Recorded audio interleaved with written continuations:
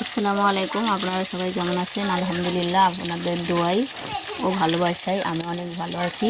তো চলে আসলাম আজকে আরেকটি নতুন ভিডিও নিয়ে আপনাদের মাঝে।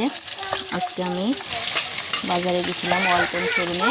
আমার ফোনের সমস্যা হয়েছে, তার জন্য ওইটা আমার বোন, আমার আপন চাচাতো বোন, ওর সাথেই গেছিলাম ওয়ালটন শোরুমে। ফোনের ডিসপ্লে নষ্ট হয়ে গেছে, তাই সারাতে সকল ধরনের জিনিস পাওয়া যায় এখানে। আজকে আমাদের বাসায় মেহমান আসছে, আমার আব্বা আসছে, আমার এক নানা আসছে বেড়াইতে, অনেক দিন পরে আসছে। তো একদিন আপনাদের সাথে আমার আব্বা শেয়ার করব আপনাদের মাঝে।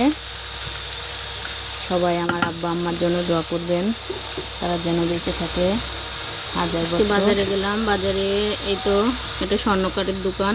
স্বর্ণকারের দোকানে থেকে আমার বোনের ছোট মেয়ের জন্য নূপুর দেখলো, তো আজকে নিল না,